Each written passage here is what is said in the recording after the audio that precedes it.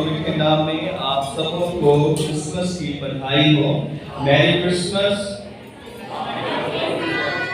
आप सबों को बड़ा दिन मुबारक हो और आपको भी आप सबको बड़ा दिन मुबारक हो। फिर से तो परमेश्वर का हम धन्यवाद करते हैं कि आखिर वो दिन आ गया जिसमें हम अपने प्रभु, अपने उद्धारकर्ता, अपने मुक्तिदाता प्रभु यीशु मसीह के जन्मदिन के आनंद को मनाते हैं। हालांकि बहुत सारी गवर्नमेंट की तरफ से गाइडलाइन है, फिर भी हम प्रभु का धन्यवाद करते हैं कि एटलीस्ट हम परमेश्वर के भवन में आकर उसकी आराधना और महिमा कर पा रहे हैं, क्योंकि हम सब मसीहों के लिए जो क्रिसमस का दिन है वो सबसे एक महत्वपूर्ण हम इसे मानते हैं, क्योंकि इस दिन हमारे उद्धारकर्ता, मुक्तिदाता प्रभु यीशु का जन्म हुआ। और हम सब जानते हैं किस तरह से क्या घटनाएं हुई थी, किस तरह से मरियम को, यूसुफ को, गडरियों को, मजूसियों को जो है संदेश दिया गया। इससे पहले हजारों साल पहले बहुत सारे जो नबी थे उन्हें भविष्यवाणियों के द्वारा उन्होंने लोगों को बताया, उन्हें एक परमेश्वर की तरफ से ज्ञान मिला था कि हमारे लिए एक बालक उत्पन्न होने वाला है। वो कुंवारी से उत्पन्न होगा, एक कुंवारी गर्भवती होगी और पुत्र को जनेगी, उसका नाम इमैनुअल रखा जाएगा, जिसका अर्थ है परमेश्वर हमारे साथ है। तो आज वो दिन है, या आज का दिन उस दिन को हमें याद दिलाता है जिस दिन परमेश्वर स्वयं स्वर्ग को छोड़कर इंसान का रूप धारण करके इंसान बनकर जो चरनी के अंदर पैदा हुआ और उसने अपने आप को शून्य कर दिया, दीन और नवर कर दिया, ताकि वो हम सब के उद्धार का और मुक्ति का और परमेश्वर के पास हमें ले जाने का एक रास्ता खुद वो बन सके थे। तो हम इस पावन अवसर पर परमेश्वर को धन्यवाद देते हैं कि वो भला है और उसकी करुणा हमारे ऊपर बनी हुई है। और आज के जो वचन के हिस्से हमने पढ़े हैं, पुराने नियम से यशाया, इब्रानियों 1 अध्याय और यूहन्ना भी 1 अध्याय हमने पढ़ा है। तो कुछ बातें जो क्रिसमस से रिलेटेड है, हम आज इस बात पर मनन करेंगे। तो सबसे पहले क्रिसमस जो है एक महान आश्चर्यकर्म है। क्रिसमस एक महान आश्चर्यकर्म है। अगर हम पवित्र बाइबल में जैसा आज हमने पढ़ा है, लिखा है कि आदि के वचन था, वचन परमेश्वर के साथ था और वचन ही परमेश्वर था।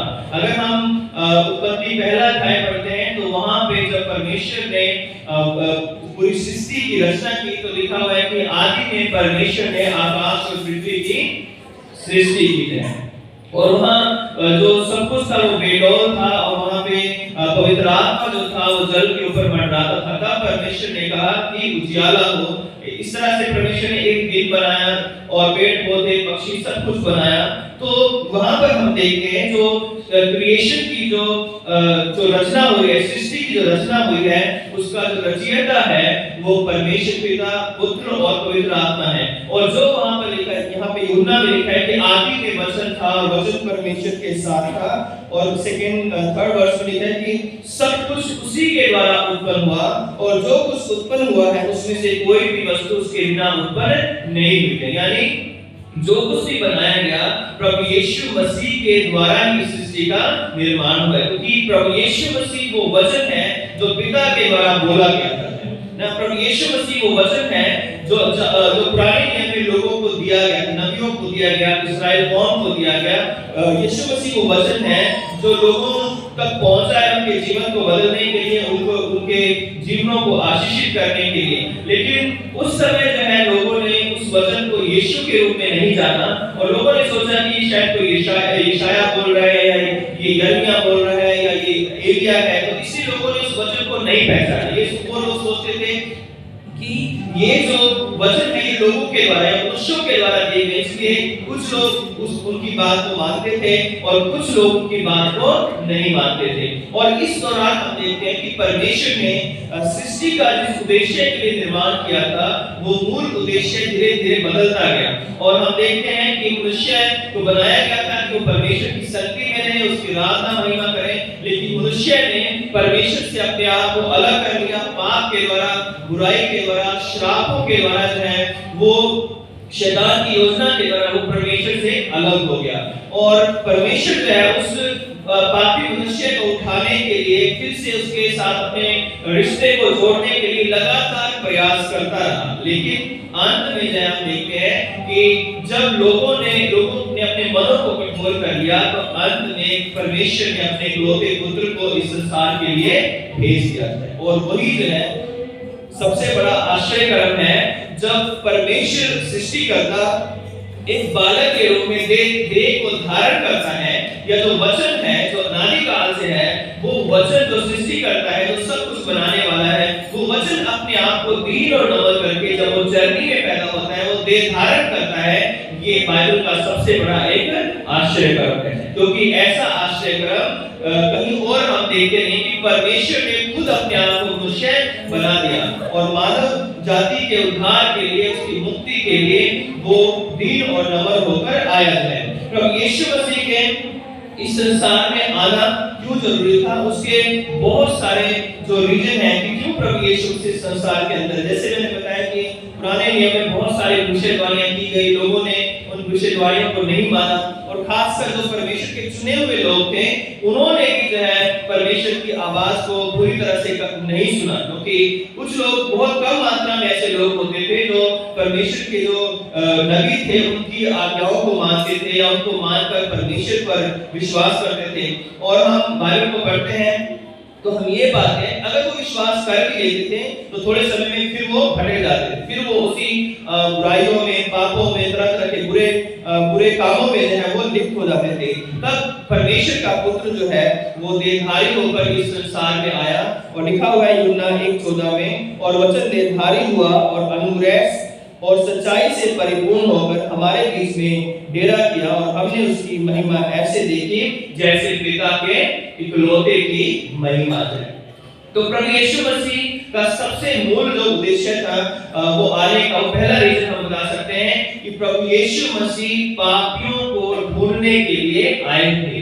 उनका देहधारण या उनका जन्म इसलिए हुआ कि जो लोग पाप में खोए हुए हैं, पाप में डूबे हुए हैं, उन लोगों को वो पाप से जो है आजाद करवा सके, छुड़ा सके, या खोए हुओं को वो ढूंढ सके। अगर हम लूका उसका 19वां अध्याय पढ़ते हैं तो उसकी 10 आयत में लिखा है, क्योंकि मनुष्य का पुत्र खोए हुओं को ढूंढने और उनका उद्धार करने आया है। For the Son of Man has come to seek and save that which was lost। जो लोग खोए हुए थे उनको ढूंढने के लिए, उनको परमेश्वर के पास लाने के लिए मनुष्य का पुत्र यानी प्रभु यीशु मसीह संसार में पैदा हुआ। तो क्रिसमस हमें इस बात को दर्शाता है कि जब मानव जाति खोई हुई थी और वो लोग पाप के अंधेरे में चल रहे थे, उनके लिए कोई उजियाला नहीं था, कोई रास्ता नहीं था, तब प्रभु यीशु मसीह देहधारी होकर इस दुनिया में आए, और आकर जो है उन्होंने उस पापी मानव को खोजा,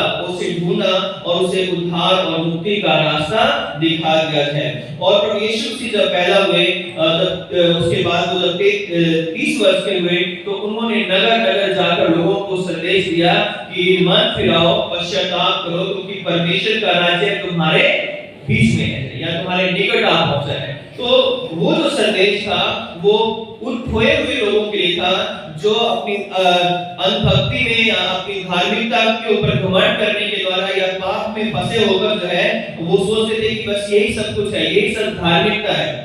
लेकिन यीशु मसीह ने कहा कि परमेश्वर तुम्हें खोज रहा है, परमेश्वर तुम्हें ढूंढ रहा है। अगर हम लूका 15वां अध्याय पढ़े तो वहां पे खोए हुए सिक्के का, खोए हुई भेंट का, खोए हुए पुत्र का जो उदाहरण दिया गया है, वो इस बात को बताता है, दिखाता है कि परमेश्वर जो है आज भी लोगों को ढूंढ रहा है। तब से जो है वो तीनों उदाहरण इस बात को दर्शाते हैं कि मनुष्य पापी, परमेश्वर जो है वो पापी मनुष्य की खोज में है ताकि उसको ढूंढ ले ना। और जब वो पापी मनुष्य पश्चाताप करता है, विश्वास करता है, तो स्वर्ग में उसके लिए बहुत सारा आनंद और खुशियां मनाई जाती हैं। दूसरी बात हम यहाँ पर देखते हैं कि प्रभु यीशु मसीह सिर्फ खोए हुओं को ढूंढने के लिए नहीं आए, बल्कि वो जो लोग खोए हुए थे उनको पाप की गुलामी से या पाप से छुड़ाने के लिए आए हैं। ऐसा नहीं था कि भाई आप जो है खोए थे, आपको ढूंढ लिया गया और सिर्फ आप परमेश्वर की नजदीकी में रहोगे, लेकिन पहले से अपने शुद्ध करना बहुत ही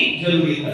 जो खोए हुए हैं, जो पाप में है, जो भटके हुए हैं, उनको शुद्ध करना बहुत ही जरूरी था। आज भी अगर हमारे पास 2000 का नोट हो और वो पानी में या किसी कचरे में या गंदगी में गिर जाए तो हम क्या करेंगे?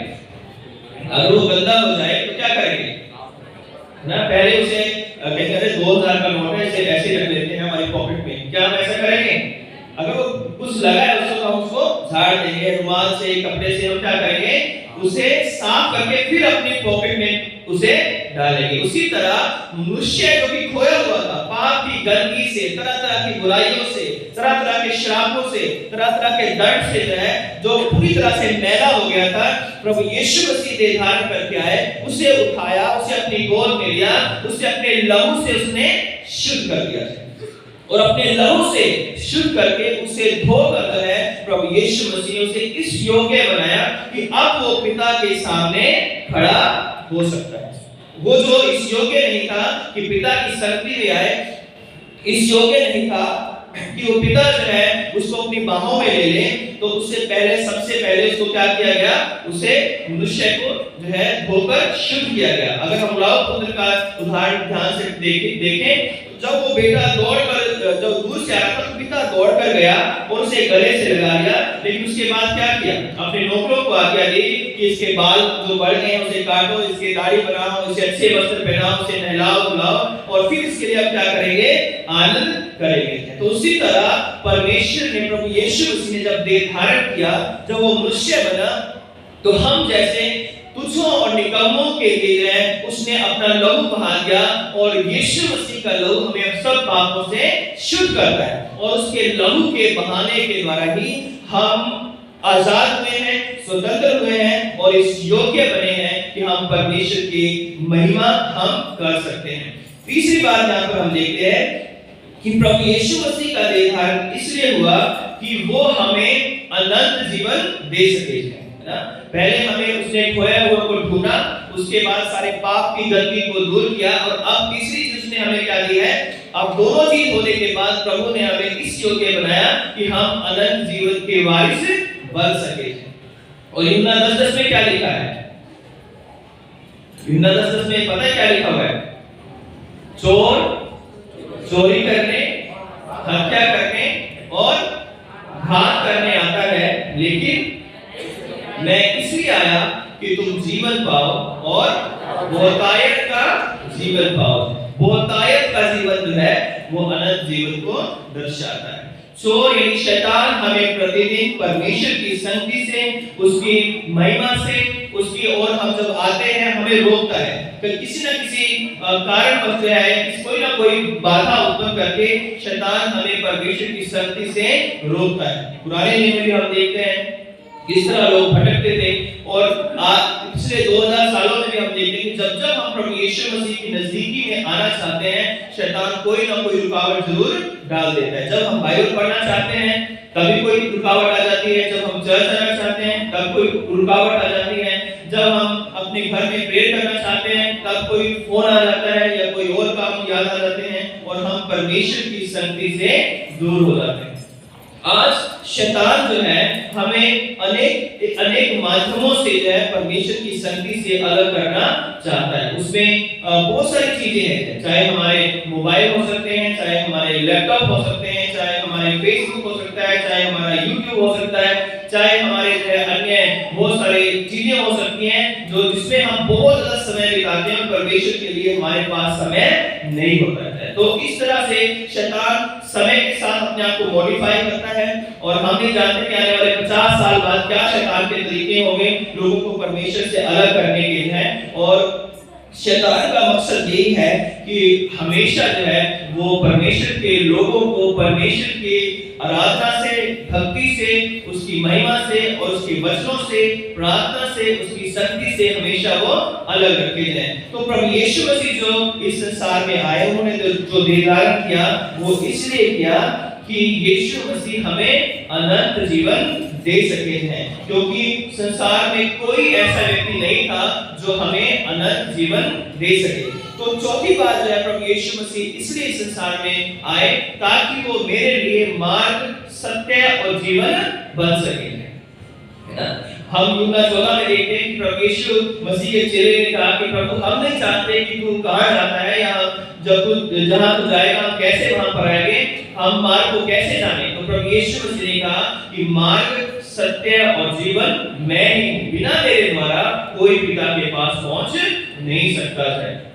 आज अगर यीशु है तो हमारे पास परमेश्वर है, अगर यीशु है तो हमारे पास पापों का छुटकारा है, अगर हमारे पास प्रभु यीशु मसीह है तो हमारे पास उद्धार की आशा है। और जिसके पास यीशु नहीं है उसके पास कुछ भी नहीं है। दुनिया में आपके पास बहुत कुछ हो सकता है, लेकिन हमारे पास यदि यीशु मसीह नहीं है तो हमारे पास जो है संसार में कुछ भी नहीं है। ये संसार की सब चीजें नष्ट हो जाएंगी, हमारे रिश्ते नाते, हमारा धन, हमारे कपड़े, हमारा सोना, हमारा चांदी, हमारा घर, हमारा गाड़ी, सब कुछ हम यही रह जाएगा या हम चले जाएंगे, कोई दूसरा उसको इस्तेमाल करेगा।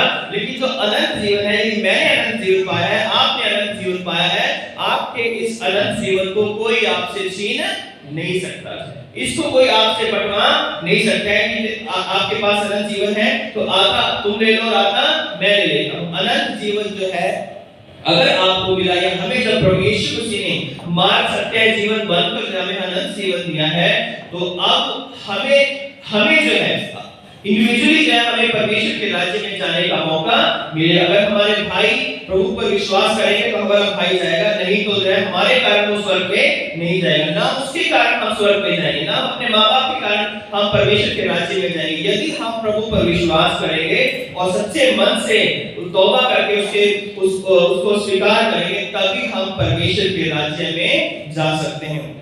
चौथी बात मैंने बताई कि प्रभु यीशु मसीह इसलिए आए, निर्धारण इसलिए किया ताकि वो मार्ग, सत्य और जीवन बन सके। आखिरी बात जो है मैं और बताकर समाप्त करना चाहूंगा। अगर हम पहला यूहन्ना और उसके 11वें अध्याय को पढ़ते हैं तो लिखा है कि वह अपनों के घर आया और उसके अपनों ने उसे ग्रहण नहीं किया, परंतु जितनों ने उसे ग्रहण किया उसने उन्हें परमेश्वर की संतान होने का अधिकार दिया है। तो जितनों ने उसे ग्रहण किया उसने उन्हें परमेश्वर की संतान होने का अधिकार दिया है। जब उसने पापी को ढूंढा तब उसके पापों को दूर किया, तब उसे अनंत जीवन की आशा दी। और जब तक वो पृथ्वी पर है, मरने के बाद, जब तक हम पृथ्वी पर हैं तब तक हम क्या करते हैं, हम अपने आप को परमेश्वर की संतान मानते हैं ना। और किनको संतान होने का अधिकार दिया है? जिन्होंने उसे ग्रहण किया उसने उन्हें परमेश्वर की संतान होने का अधिकार दिया है। तो आज मेरे और आपके पास जो अधिकार है वो कितना अच्छा अधिकार है कि हम उस स्वर्गीय पिता को, सृष्टि के मालिक को हम जानते हैं और उसे हे अब्बा और हे पिता कहकर पुकार सकते हैं। हम जब प्रार्थना करते हैं तो अक्सर हम कहते हैं कि हे पिता, हे मेरे परमेश्वर, हे पिता, हे प्रभु। क्यों हम कहते हैं? क्योंकि हम जानते हैं कि जो पिता है वो अपने बच्चों के लिए सब कुछ करने के लिए तैयार है ना। आज संसार में भी बच्चे जब जिद करते हैं तो हम उन्हें जो उनके लिए इच्छाएं पूरी करते हैं। तो हम ये नहीं कह रहे कि हम जिद करें, लेकिन हम प्रार्थना करें कि हे पिता मेरी सहायता कर, हे परमेश्वर मेरी जरूरत को पूरा कर दे। और जैसे हम अपने बच्चों की जरूरत पूरी करते हैं उसी तरह परमेश्वर ने हमें भी अपनी संतान बनाया है। अगर हम उसको अपना पिता मानते हैं और हमें ये ज्ञान है, हम इस बात को जानते हैं कि वो हमारा पिता है और हम उसके बेटे बेटियां हैं, तो हम जो कुछ चाहेंगे उससे मांगेंगे। यदि तुम मेरी आज्ञाओं को मानोगे तो जो कुछ तुम मेरे नाम से मांगोगे पिता वो तुम्हारे लिए करेगा। हम आज परमेश्वर प्रभु यीशु का धन्यवाद करते हैं कि उसके द्वारा हमें ढूंढा गया है। आज हम में से बहुत सारे लोग तरह तरह के पापों में, बुराइयों में, बुरे रास्तों में भटक गए थे, लेकिन यीशु मसीह ने हमें खोज लिया, यीशु मसीह ने हमें ढूंढ लिया।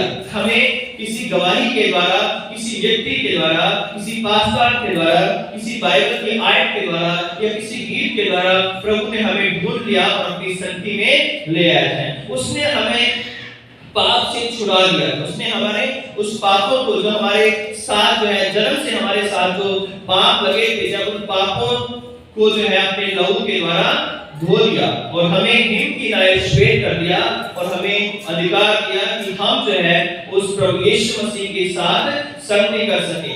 तीसरी बात मैंने बताई कि उस प्रभु ने जो है अनंत जीवन देने के लिए हमारे लिए अपना प्राण दिया, उसने देह धारण किया ताकि हम अनंत जीवन पा सके। चोर को यानी शैतान को हमेशा से मनुष्य को बागे अदन से जो है अदन की वाटिका से मनुष्य को परमेश्वर से जुदा करता आया था, लेकिन यीशु मसीह ने आकर जो है उस खोए हुए मनुष्य को, उस पापी मनुष्य को, उस भटके हुए मनुष्य को परमेश्वर के साथ मिलाकर उसे अनंत जीवन का जो है एक उपहार दे दिया। फिर जो है अनंत जीवन में जाने के लिए उसने कहा कि और कोई रास्ता नहीं है, मार्ग भी मैं ही हूँ, सत्य भी मैं ही हूँ और जीवन भी मैं ही हूँ। तो वो जिसने हमें खोजा, जिसने हमें धोया, जिसने हमें अनंत जीवन का आश्वासन दिया, उसने कहा कि मार्ग सत्य और जीवन मैं भी हूं, मुझ पर विश्वास करोगे तो तुम अनंत जीवन पाओगे। और जब हमें अनंत जीवन मिल गया है तो आज हम उसकी संतान बन चुके हैं। आज हम ना तो मां से ना लहू से परंतु परमेश्वर से जन्म पाए हुए लोग हैं। परमेश्वर के नाम से हमने बपतिस्मा लिया है, हमने प्रभु को ग्रहण किया है, हमने उद्धार पाया है। तो आज जब हम क्रिसमस को मनाते हैं तो हम उस परमेश्वर का धन्यवाद करते हैं कि उस परमेश्वर ने हमें अपने बेटे बेटियां होने का अधिकार दिया है। तो क्रिसमस का आनंद जो है इस बात से हमें और आनंदित करता है कि हम जीवित परमेश्वर की संतान हैं। हमारा पिता सारी सृष्टि का मालिक है, वो परमेश्वर जिसने आकाश पृथ्वी में सब कुछ बनाया है, जंगली जानवर क्या, पहाड़ों पर जो चीजें हैं, फूल पौधे जिस परमेश्वर ने बनाए हैं वही हमारा परमेश्वर है। वो हमारा परमेश्वर जो चींटियों को भोजन देता है, वो हमारा परमेश्वर जो शेर और हाथी को भोजन देता है, वो हमारा परमेश्वर जो छोटे छोटे जीवों को जिंदा रखता है, वही हमारा परमेश्वर आज मुझसे और आपसे भी कहता है कि यदि हम अपना जीवन उसको सौंप देंगे तो ये क्रिसमस हमारे लिए बहुत बड़े आशीष का कारण बनेगा। आने वाला साल हमारे लिए एक आशीष का कारण बनेगा यदि हम पश्चाताप के साथ अपने पुराने साल भर के गुनाहों को मानकर और कहेंगे हे प्रभु, मैंने जो कुछ गलत किया है, पाप किए हैं, जानबूझकर जो बुराइयां की हैं, उन सब से मुझे क्षमा कर और मुझे तैयार कर कि मैं भी जो है आपके राज्य में जाने के योग्य हो सकूं और आपकी संतान बन सकूं। ये क्रिसमस जो है एक बहुत बड़ा आश्चर्य कर्म है जिसने इतिहास को दो भागों में बांट दिया है। यानी था इतिहास कहां से शुरू होता है, कहां से खत्म होता है, किसी को नहीं पता था। जब भी हम कोई डेट लिखते हैं तो हम BC या AD लिखते हैं, है ना, और वो एक सेंटर है जहां पर BC और AD को डिवाइड करता है। दो भागों में जो बांटने वाला परमेश्वर है वो प्रभु यीशु मसीह है, वो आपके और मेरे राजा है, वो शांति का राजकुमार है। अगर आज हम किसी भी समस्या में है, परेशानी में है, अशांति में है, यदि हम किसी निराशा में है, यदि हम किसी दुख में है, प्रभु यीशु मसीह को पुकारें, यीशु मसीह को अपने दिल की चरनी में जन्म लेने दें, तो आप देखेंगे किस तरह से आने वाला जो साल है, आने वाले दिन है, किस तरह से प्रभु आपके उस अंधकार को, उस निराशा को, उस बीमारियों को, उन परेशानियों को परमेश्वर दूर करेगा और हमारे मन को, हमारे घर को, हमारे परिवार को अपनी शांति से, अपने आनंद से, अपने अनुग्रह से